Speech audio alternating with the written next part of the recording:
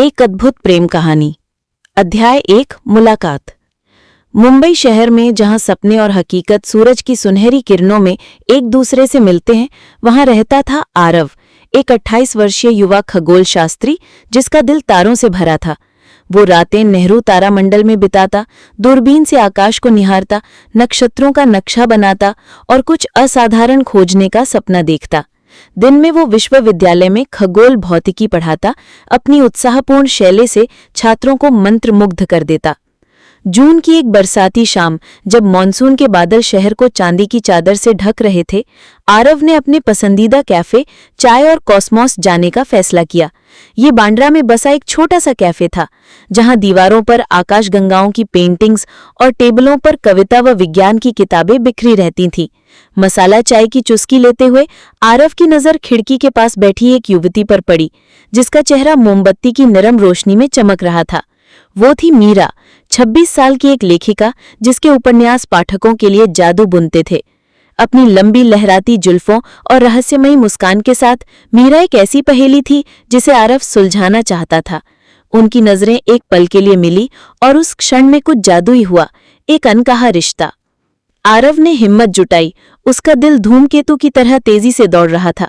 वो अपनी star chart वाली नोटबुक थामे मीरा के पास गया। क्या आप द नाइट सर्कस पढ़ रही हैं? उसने किताब की ओर इशारा करते हुए पूछा। मीरा ने आश्चर्य से ऊपर देखा, उसकी हेजल आंखें चमक रही थीं। हाँ, क्या आपने इसे पढ़ा है? उसने जवाब दिया। उसकी आवाज चाय की तरह गर्म थी। उनकी बातचीत नदी की तरह बहने लगी, बिना रुके, बिना थके। उन्होंने किताबों, सपनों और ब्रह्मांड के बारे में बात की। आरव ने तारों के प्रति अपने प्रेम को साझा किया, बताया कि कैसे हर नक्षत्र एक कहानी कहता है। मीरा ने अपने उपन्यासों के बारे में बताया कि कैसे वो ऐसी दुनिया रचती है जहां प्रेम समय और स्थान को चुनौती देता है। बारिश खिड़की पर टपटपाती रही और वे समय भूल गए। उनकी हंसी कैफे की नरम संगीत के साथ घुल मिल गई। जाते समय मीरा ने एक नैपकिन पर अपना नंबर लिखा। उसकी लिखावट उतनी ही सुंदर थी जितने उसके शब्द। मुझे फोन करना, उसने शर्मीली मुस्कान के साथ कहा, और आरव को लगा कि जैसे उसने एक नई आकाशगंगा खोज ली हो। अध्याय 2 पहली मुलाकात। एक हफ्ते बाद आरव ने मीरा को तारामंडल में एक निजी स्टार गेजिंग सेशन के लिए आमंत्रित किया। ऊपर का गुंबद हजारों तारों से जगमगा रहा था, जो प्रोजेक्टेड थे, फिर भी इतने वास्तविक लगते थे कि उन्हें छुआ जा सकता था। मीरा की आंखें आश्चर्य से चमक उठी जब आरव ने ओरायन, कैसियोपिया और अपने पसंदीदा एंड्रोमेडा की ओर इशारा किया। क्या तुम्हें पता है कि एंड्रोमेडा हमारी मिल्की वे से टकराने वाली है? उसने आश्चर्य भरे स्वर में कहा। 4 अरब वर्ष बाद वे एक हो जाएंगे। मीरा हल्के से हंसी। ये कुछ अजीब तरह से रोमांटिक है ना? 2 आकाशगंगाएं एक दूसरे से टकराती हैं, एक हो जाती हैं। आरव का चेहरा लाल हो गया, उसका दिल धड़क उठा। वो फर्श पर पास पास लेट गए, तारे उनके ऊपर चक्कर काट रहे थे। मीरा ने एक कविता सुनाई जो उसने एक प्रेमी के बारे में लिखी थी, जो तारों में अपनी प्रियतमा को खोजता है, और आरव को लगा कि हर शब्द उसकी आत्मा को छू रहा है। बाहर निकलते समय मुंबई का स्काईलाइन तारों की तरह चमक रहा था। आरव ने मीरा का हाथ थामा, उसका स्पर्श हल्का मगर गर्म था। मैंने तुम्हारे जैसा कोई नहीं देखा, उसने स्वीकार किया। मीरा ने उसका हाथ दबाया, उसकी आंखें शहर की रोशनी को प्रतिबिंबित कर रही थी। और मैंने कभी इतना देखा हुआ महसूस नहीं किया, उसने फुसफुसाते हुए कहा। उनका पहला चुंबन एक स्ट्रीट लैंप के नीचे हुआ। शहर का शोर दूर की गूंज में फीका पड़ गया। ये नरम, संकोची, फिर भी अनंत वादों से भरा था। उस रात से उनका प्रेम कमल के फूल की तरह सुबह के सूरज में खिलने लगा। अध्याय 3 एक साथ की यात्रा। अगले कुछ महीनों में आरव और मीरा अविभाज्य हो गए। उन्होंने मुंबई के छिपे हुए रत्नों को खोजा, मरीन ड्राइव पर सूर्योदय, कुलाबा में देर रात की सैर और फ्लोरा फाउंटेन की भूल भुलैया गलियों में किताबों की खोज। आरव ने मीरा को विज्ञान की दुनिया से परिचित कराया, उसे दूरबीन का उपयोग करना सिखाया और ब्लैक होल की भौतिकी समझाई। मीरा ने बदले में आरव के दिल को कविता के लिए खोल दिया। जुहू बीच के बरगद के पेड़ों के नीचे रूमी और टैगोर की कविताएं पढ़ीं। उनके अंतर एक दूसरे के पूरक थे। आरव का तार्किक मन मीरा की सृजनात्मकता में सुकून पाता, जबकि मीरा की भटकती आत्मा को आरव की स्थिरता में एक लंगर मिला। वो एक साथ सपने देखते, एक ऐसी भविष्य की योजना बनाते जहां आरव एक तारा खोजकर उसका नाम मीरा रखेगा और मीरा उनके प्रेम से प्रेरित एक उपन्यास लिखेगी। लेकिन प्रेम ब्रह्मांड की तरह चुनौतियों से खाली नहीं होता। आरव के तारामंडल में लंबे घंटे और मीरा के डेडलाइन उन्हें अक्सर अलग रखते। संदेह चांदनी रात के सायों की तरह घुस आए। एक शाम समय और प्राथमिकताओं पर तीखी बहस के बाद मीरा गुस्से में बाहर चली गई और आरव खाली आकाश को निहारता रह गया। अध्याय 4 दूरी। हफ्तों तक उन्होंने बात नहीं की। आरव अपने काम में डूब गया, तारे बनाता जो मीरा की गर्मी के बिना ठंडे लगते। मीरा ने अपनी पीड़ा को अपने लेखन में उतारा। उसका उपन्यास अब गहरे रंगों में रंगने लगा।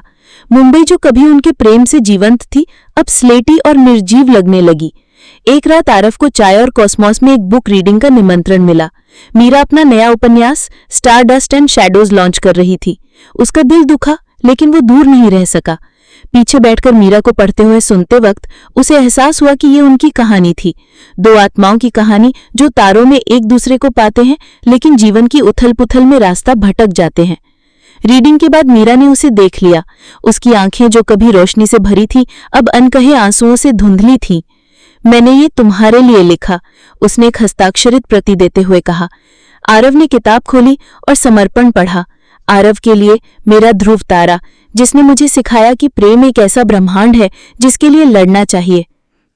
वे तब तक बात करते रहे जब तक कैफे बंद नहीं हुआ। उनके शब्द कच्चे और ईमानदार थे। आरव ने स्वीकार किया कि उसे डर था कि वो मीरा को उसके सपनों के लिए खो देगा, जबकि मीरा ने कबूल किया कि वो अपने दिल और अपनी कला के बीच संतुलन बनाने में जूझ रही थी। उन्हें एहसास हुआ कि उनका प्रेम परफेक्ट नहीं था, लेकिन वो सच्चा था और ये काफी था। अध्याय 5 प्रतिज्ञा। फिर से जागा हुआ उनका प्रेम और मजबूत हो गया, जो उनके सामने आई चुनौतियों से और निखर गया। आरव ने एक उल्कापात के दौरान एक छत पर मीरा को प्रपोज किया। उसकी आवाज कांप रही थी जब उसने एक चंद्रमा के आकार की अंगूठी पेश की। तुम मेरा ब्रह्मांड हो, उसने कहा। क्या तुम मेरी हमेशा की बनोगी?